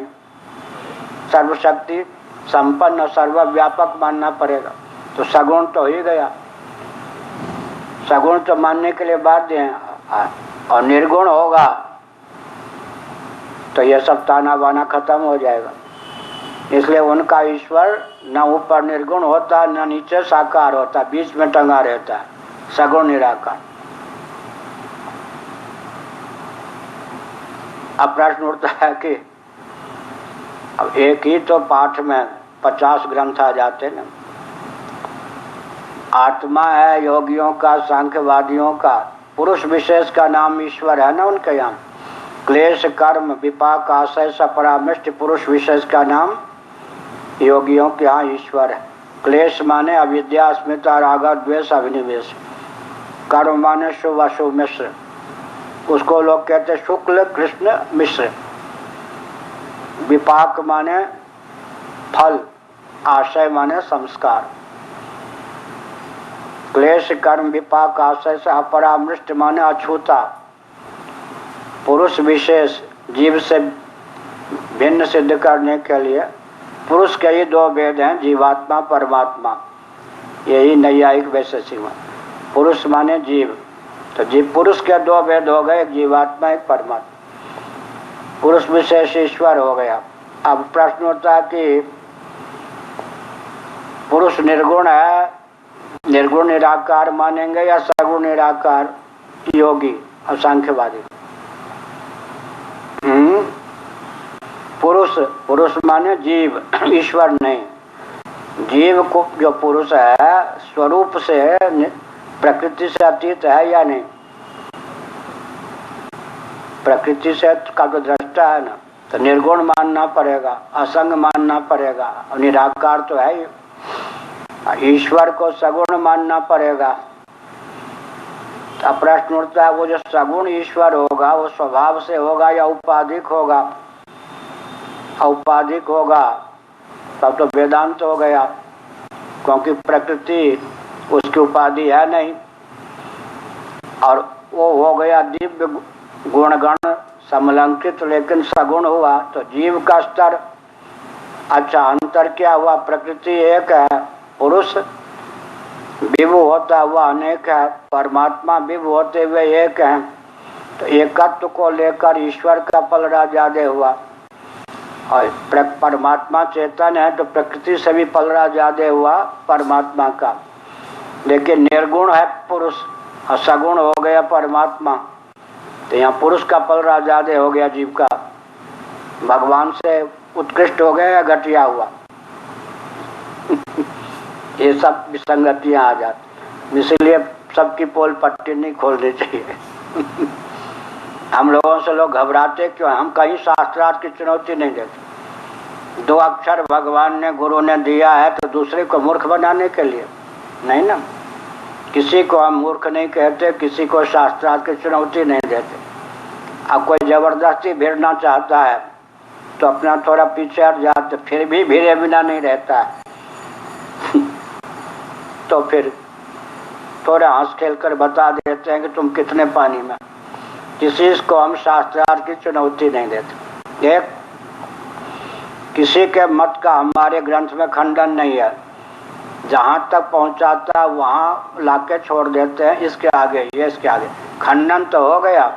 तो खंडन की शैली में किसी काम खंडन नहीं करते, किसी को शास्त्रार्थ की चुनौती नहीं देते, किसी को मूर्ख नहीं कहते, सबको आत्मा स्वरूप भगवत रूप मानते हैं। सिद्धांत की प्रस्थापना में संकोच नहीं करते।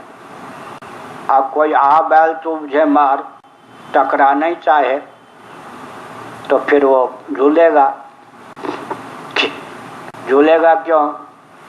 कोई वेदांती होगा तो भक्त नहीं होगा, भक्ति का सिद्धांत नहीं मालूम। किसी को न्याय का तो वैशेषिक का नहीं, योग का तो सांख्य का नहीं, वेदांत का वो तो चारवाक का नहीं, चारवाक का है तो जैन का नहीं, जैन का है तो बौद्ध का नहीं, कहीं ना कहीं जाकर गड़बड़ा जाएगा।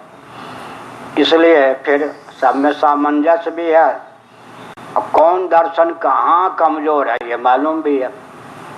वेदांत दर्शन के अलावा कौन दर्शन कहाँ कमजोर है ये मालूम भी है। कमजोर हो गया या नहीं? पुरुष को तो निर्गुण मानना पड़ेगा और परमात्मा को सगुण मानना पड़ेगा। सगुण निरुपाधिक धरातल पे परमात्मा सगुण है,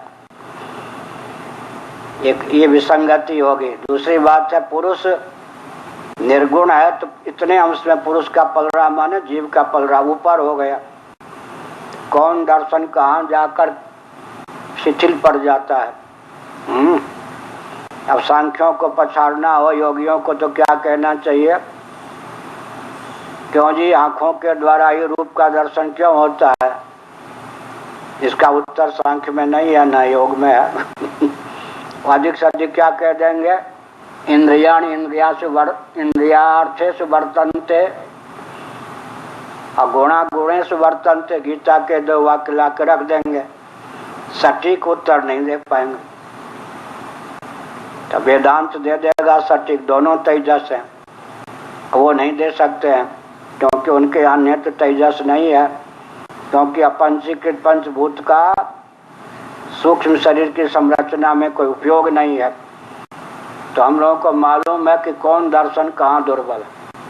अब वल्लभाचार्य जी के मंच पर जाके उन लोग वो लोग हमसे वल्लभ सिद्धांत ही सुनते हैं, उन छेड़ते नहीं हमको। छेड़ दें तो एक डंक मार दूंगा मैं। क्या सत्यत्वेन जगद्भानम संसारस्य प्रवर्तकम असत्यत्वेन भानम तो संसारस्य निवर्तकम।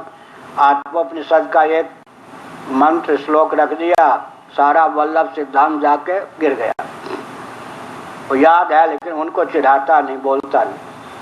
उनके मंच पर गए, उनकी बात आस्था पूर्वक कहता हूँ, क्योंकि वो जहाँ वल्लभाचार्य पहुँचाते हैं वो कोई कम दूरी पर पहुँचाते हैं। भगवान शंकराचार्य के सन्निकट लाके रख देते। कौन? वल्लभाचार्य। सबसे नजदीक हमारे वैष्णवाचार्यों में कौन है? वल्लभाचार्य। उसके बाद कौन है? निम्बार्काचार्य। उसके बाद कौन है? रामानुजाचार्य। सबसे दूर कौन है? मध्वाचार्य। मध्वाचार्य कट्टर द्वैतवाद, सबसे दूर मध्वाचार्य। उसके बाद क्योंकि सर्वथा द्वैत ही मानते, अद्वैत को छूने नहीं देते। और रामानुजाचार्य जी विशिष्टाद्वैत मानते, कहीं तो द्वैत प्रधान अद्वैत, अद्वैत को छुआ तो सही था। ये वेदांताचार्य श्री रामानुज संप्रदाय से ये ट्रेन छूट जाती है ना, इसलिए द्वैतवादी है, 2 ट्रेन करी है तो कोई भी बैठ जाओ, एक ही और तो मुख है, रंग भी एक जैसा। ये श्री रामानुज वेदांत से आचार्य। तो क्या हुआ? द्वैत प्रधान न अद्वैत कुछ तो। और निम्बार्काचार्य जी द्वैत अद्वैत तुल्य बल, किसी को बढ़कर नहीं कहेंगे, द्वैत अद्वैत तुल्य बल।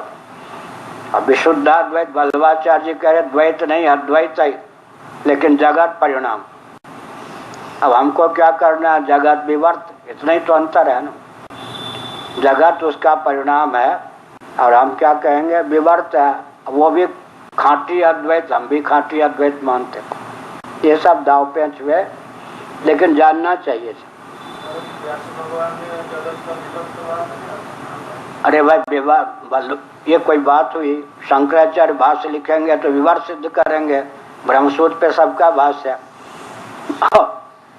और बाकी वैष्णवाचार्य भाष्य करेंगे तो करते ही हैं, तो विवर्त नहीं परिणाम मानेंगे। सबसे बड़ी घाटी क्या मालूम है? सांख्यों के सामने ईश्वर को लाके सिद्ध कर देना सबसे बड़ी समस्या तो ये है। अभिन्न निमित्तोपादान विवर्त बात तो सातवें आसमान की चीज है। सबसे ज्यादा बल क्या दिया गया ब्रह्मसूत्र में? सांख्यों के सामने निमित्त कारण के रूप में सही ईश्वर को लाके खड़ा तो कर दो। सबसे ज्यादा तो पसीना इसी में टपकने लगते। सांख्यों का प्रधान जगत कारण नहीं है, ईश्वर जगत कारण। उसके बाद ब्रह्म का परिणाम जगत है, ये सिद्ध करना भी बहुत कठिन है। ब्रह्म का परिणाम जगत को सिद्ध करना, परिणाम सिद्ध हो जाए तब विवर्त सिद्ध करने में तो सबसे ज्यादा एड़ी चोटी का पसीना लगाना पड़ता है, श्रुतियों को दाव पे रखना पड़ता धीरे धीरे। इसीलिए विवर्त तो सबसे अंतिम चीज है। हाँ,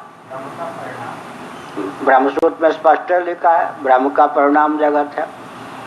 फिर विवर्त ध्वनित होता है, ब्रह्म का परिणाम जगत है। फिर परिणाम सिद्ध कर लें तब जाके अंतिम चीज है। परिणाम ही नहीं सिद्ध कर पाते तो हम लोग कहते माया का परिणाम ब्रह्म का विवर्त। वो लोग माया और ब्रह्म को अलग करके नहीं मानते ना, तो माया के परिणाम को ब्रह्म का परिणाम ही मानते। हम लोग कहते हैं रस्सी के अज्ञान का परिणाम है रज्जु सर्प, रस्सी का विवर्त है। तो वो लोग क्या कहते हैं, दो उपादान आपको मानना पड़ा। तो हम कहते हैं दो, वो कहते हैं हमारा एक ही उपादान मानने से काम चल गया लाघव, और आपको दो उपादान मानना पड़ा तो गौरव। तो हम कहते फलमुख गौरव दोष नहीं है, क्योंकि दृष्टांत है रज्जु सर्प के दो उपादान हैं। रज्जु का ज्ञान ही न हो तो सर्प कहाँ से भाषित हो, रज्जु ही न हो तो किसका ज्ञान हो, कौन सर्प के रूप में भाषित हो। तो रज्जु का विवर्त और रज्जु के ज्ञान का परिणाम हुआ या नहीं सर्प। ऐसे हम लोग फिर अंत में माया का परिणाम और ब्रह्म का, या फिर परिणाम बात सिद्ध करना हो तो एक विशेषण लगा देते, माया के द्वार से ब्रह्म का परिणाम, लीजिए हो गया, झगड़ा मिट गया। माया के द्वार से ब्रह्म का परिणाम, यही ना। अब विवर्त भी तो सिद्ध क्या करेंगे, माया के द्वार से ब्रह्म का विवर्त, बिना बीच में कुछ रखे काम बनेगा क्या। माया के द्वार से ब्रह्म का विवर्त, ये न कह के माया के द्वार से ब्रह्म का परिणाम। अब सारा किस पे जाके बजर गया, प्रकृति पर, माया पर। प्रकृति के या माया के द्वार से ब्रह्म का परिणाम जगत है, द्वार लाते ही प्रकृति पर वो बजर गया विकार। लो जी, ये सब है, ये सब भी जानना चाहिए शास्त्र संरक्षण के लिए। क्या दूसरे को नीचा दिखाने के लिए नहीं, गाली शास्त्रार्थ की चुनौती दे देकर अपमानित करने के लिए नहीं, शास्त्र संरक्षण, संप्रदाय संरक्षण के लिए। अपनों को फांसी लगाने के लिए इतने हाथ की रस्सी पर्याप्त, क्या है ना। और शत्रु पर हमला करने के लिए रस्सी का टुकड़ा क्या काम। इसीलिए शास्त्र आचार्यों का काम क्या है, संप्रदाय संरक्षण, शास्त्र संरक्षण। आचार्यों को बहुत जानकारी चाहिए ना, नहीं तो संप्रदाय की रक्षा कैसे करें। श्रृंगेरी के शंकराचार्य जी जो थे, उनके पास में 87 दिन रहा हूँ, सन 71 में, 72 में। उन्होंने कहा ब्रह्मचारी सुनो, एक पादरी, हाँ सभी शास्त्रों का मैं विद्वान हूँ, हमने कहा इसमें क्या संदेह। थोड़ा प्रशंसा सुनने में उनको अच्छा लगता था, वो सीधे थे, अहंकारी नहीं थे। फिर बोलो 2 घंटे न्याय की कक्षा चलती है, उसमें मैं बैठता हूँ, मेरे पंडित पढ़ाते हैं, मैं सुनता हूँ, बीच बीच में कहीं बोल देता हूँ। 3-4 घंटे और भी बंद कमरे में पढ़ता हूँ। मैं इतना बड़ा विद्वान होकर मैं इतना परिश्रम क्यों करता हूँ? बोलो, ऐसे बोल। तो हमने कहा बतावें। उन्होंने कहा एक पादरी आ गया, उसने दाव फेंका मानो क्रिश्चियन बनाने का मुझे। तो मैंने सोचा मुझको ही क्रिश्चियन बनाने के लिए दाव फेंक चल रहा है, तो मेरे चेले चपाटी जो हिंदू हैं इनको तो खा जाएंगे ये। तो देखो तलवार की धार के समान तीक्ष्ण क्या ज्ञान विज्ञान चमकता होना चाहिए। सुन लो ब्रह्मचारी, जीवन भर मेरी बात मानना। उस समय में सन्यासी नहीं था। तलवार की धार के समान विद्या में प्रमाद मत करना, नहीं तो सारा हिंदू जगत को क्रिश्चियन लोग खा जाएंगे। कोई कम्युनिस्ट बना देगा, कोई क्रिश्चियन बना देगा, कोई मुल्ला बना देगा। इसलिए स्वाध्याय में प्रमाद मत करना। स्वाध्याय प्रवचन, तैत्रीय उपनिषद। तो ये हो गया प्रवचन। ईश्वर के कौन योगियों का ईश्वर निकल आया।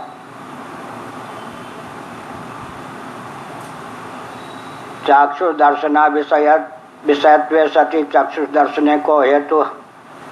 तो मान लिया कि चाक्षुष दर्शन का विषय है कौन? आत्मा। फिर भी चक्षु में दर्शन के पीछे प्रजापति का कोई अभिप्राय तो सन्निहित रहा होगा। प्रजापति कोई अनर्गल प्रलाप तो करने वाले नहीं।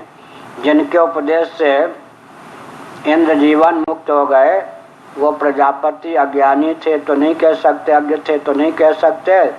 आखिर किस अभिप्राय से चाक्षुष दर्शन का उपदेश किया उन्होंने, यह तो बताओ।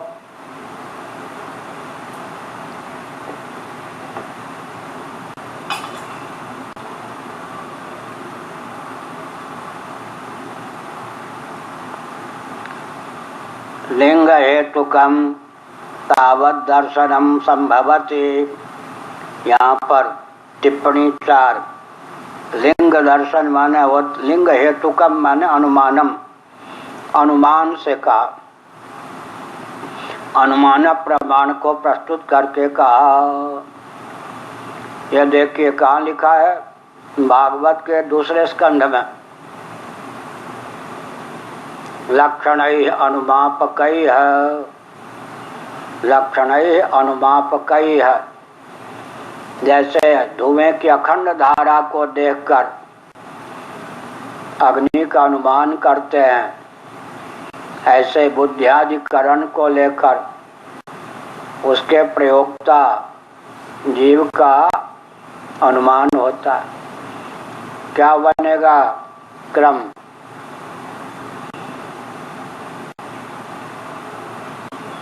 व्यापार को देखकर करण का अनुमान, क्रिया को देख छिदिक क्रिया, छिदिक क्रिया को देखकर छेदन करने वाली सामग्री, छेदन करने वाले करण का अनुमान।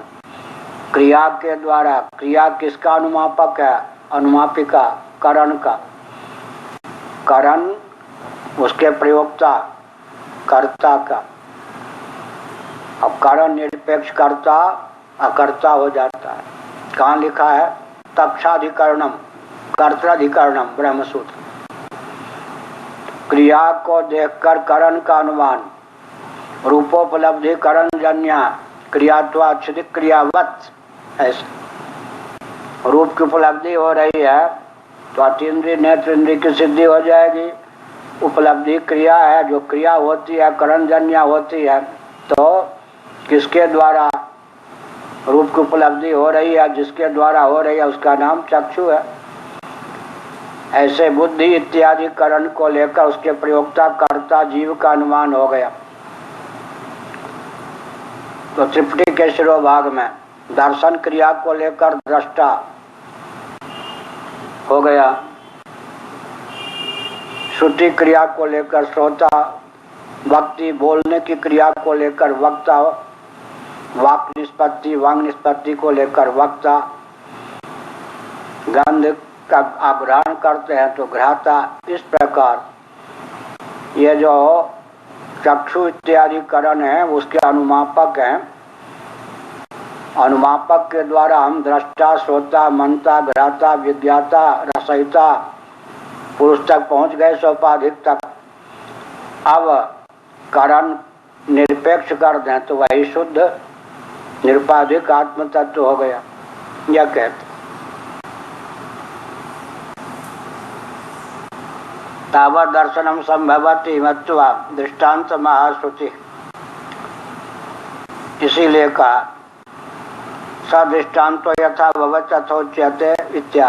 मैंने प्रजापति जी ने कहा विशेष को जो जाना चाहिए था विशेषण में आरोप कर दिया।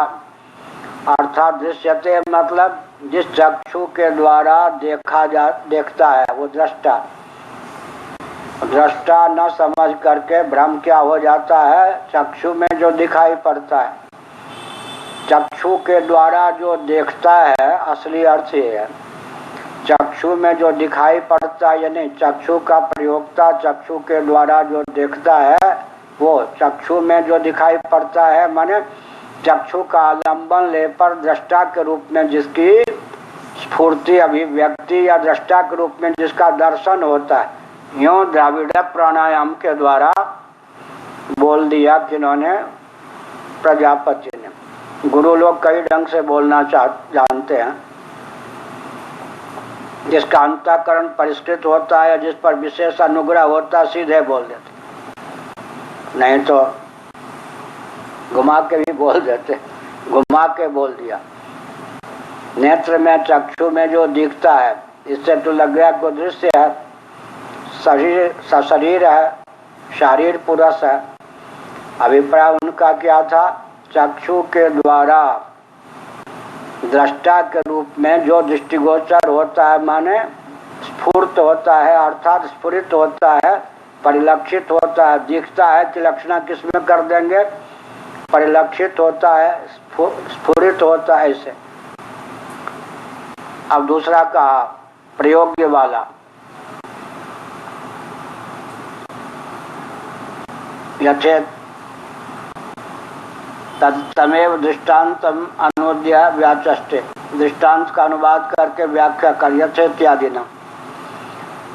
इसका मतलब क्या है, जैसे कोई शकट गाड़ी में जोत देता है किसको, बैल को, वृषभ को, रथ में अश्व को। तो शकट का नाम क्या हो गया, आचरण। आचरण माने हलचल संपन्न, गति संपन्न। किसके योग से, बैल के योग से। रथ का नाम हो गया आचरण, जो इधर उधर ले जाने में समर्थ हो, चलने में समर्थ हो। वो आचरण संज्ञा किसके योग से, अश्व के ओर से। इसी प्रकार भगवान ने, ईश्वर ने हमारे जीवन में प्राण को अश्वस्थानीय विषवस्थानीय बना दिया है। उपाधि में उपहित के धर्म का आरोप करके वर्णन किया गया। नेत्र से दिखाई पड़ता है, नेत्र देखता है, दोनों में क्या अंतर हुआ। नेत्र को करण के रूप में मानना हो तो नेत्र से दृष्टिगोचर होता है। उपाधि में उपहित के धर्म का आरोप कर दिया तो नेत्र देखता है, तो नेत्र के माध्यम से देखा जाता है, बात तो यह है। लेकिन उपहित के स्वभाव का आरोप उपाधि में कर देते हैं। इसी प्रकार से कहा अश्व, अश्वस्थानीय विषवस्थानीय प्राण, कर्मेंद्रिय ज्ञानेंद्रिय अंतःकरण, प्राण का नाम सूक्ष्म शरीर, ये अश्वस्थानीय है। माने इनके माध्यम से जीव व्यवहार करता है, लेकिन प्रयोग भोक्ता के रूप में, व्यवहारकर्ता के रूप में, संपादक के रूप में आत्मानम रथिनम विद्धि। कठोपनिषद में रथी के रूप में आत्मा का वर्णन है, यहाँ रथी के रूप में किसका वर्णन है? प्राण का। तो उपाधि में उपहित के धर्म का आरोप करके बोला गया। इसीलिए शास्त्र गुरु के वचन को यथार्थ रूप में समझना भी बड़ा कठिन है। उपहित के धर्म को उपाधि में लाकर कह दिया गया। तो क्या होता है? तप्त लोहा जलाता है, तप्त यह पिंड जलाता है, गरम लोहा जलाता है, ये भी ठीक है या नहीं? तो फिर उसको क्या कहेंगे? सचमुच में आग को दग्धुर दग्धा, जलाने वाले को जलाने वाला, उद्दीप्त करने वाले को उद्दीप्त करने वाला, दग्धुर दग्धा। इसी प्रकार यहाँ समझना चाहिए। प्राण में कर्तृत्व का आरोप करके जो स्थान पुरुष को प्राणोपाधिक प्रज्ञात्मा या प्राणात्मा को मिलना चाहिए, वो स्थान प्राण को ही बता दिया। तो अंतर्भाव की दृष्टि जो एकादश स्कंध में है, उपाधि में उपहित का आरोप करके ऐसा बोलना ठीक।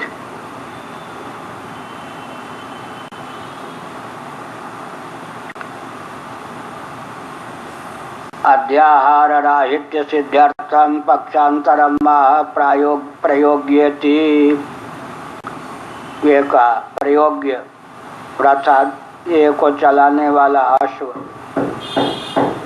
एवं इत्यनेन द्वितीयो यथा शब्द संबध्यते, एवं इससे यथा लोके आचरत्यनेन न इत्याचरणो रथो नो वा तस्मिन् आचरणे ये सबका सशरीरस्य रथस्थाने त्वं शरीरं रथमेव त्विति श्रुत्यंतरं मंतव्यम। आवो जो शरीरम रथमेव कठोपनिषद के अनुसार अर्थ लगा लेना चाहिए। अस्मिन् युक्त स रथस्थानी ईश्वरेण स्वकर्म फलोपभोग निमित्तं प्राणो रथित्वेन नियुक्तम इति संबंध। यद्यपि रथी तो आत्मा ही है, लेकिन उपाधि में रथित्व का उपचार कर दिया। यह जो परमात्मा जो जीवात्मा का भी नियामक है, जीवात्मा के अविद्या काम कर्म के अनुसार कर्म का फल भोगने के लिए और नवीन कर्म को उद्भासित करने के लिए उसको प्राण रूपी रथ ही दे दिया, अर्थात रथवाहक दे दिया। अर्थात प्राण के द्वारा ही यह स्वार्थ परमार्थ की सिद्धि करने में, भोग अपवर्ग की सिद्धि करने में समर्थ होता है। घ्राण प्राणम व्यावर्तयति पंचवृत्ति। कहीं कहीं प्राण शब्द का प्रयोग घ्राण के लिए भी आया है, जैसे प्राणस्य प्राणम कहा गया केनोपनिषद में। तो यहाँ प्राण शब्द का जो प्रयोग किया गया है वो घ्राण के अर्थ में नहीं किया गया, इसीलिए शंकराचार्य ने पंचवृत्ति कह दी, नहीं तो घ्राण की वृत्ति का वर्णन करते। पांच वृत्ति किसकी है? घ्राण की नहीं है, प्राण की है। वो कौन कौन सा है? प्राण अपान व्यान उदान समान। ओम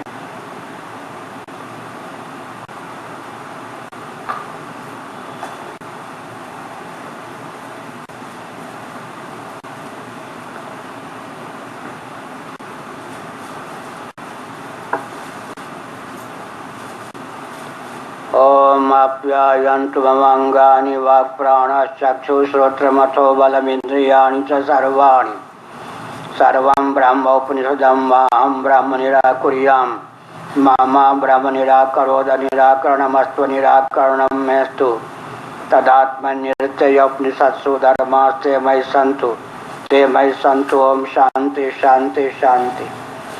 नामापि ते च मधुरं मधुरं स्वरूपम् कर्मापि ते च मधुरं मधुरा स्मृतिश्च। बुद्धिं प्रबोधय प्रभो मधुबोध शक्तिं विद्यां प्रयच्छ परमं परिभावयामि। नारायणाखिल गुरो भगवन् नमस्ते, नारायणाखिल गुरो भगवन् नमस्ते, नारायणाखिल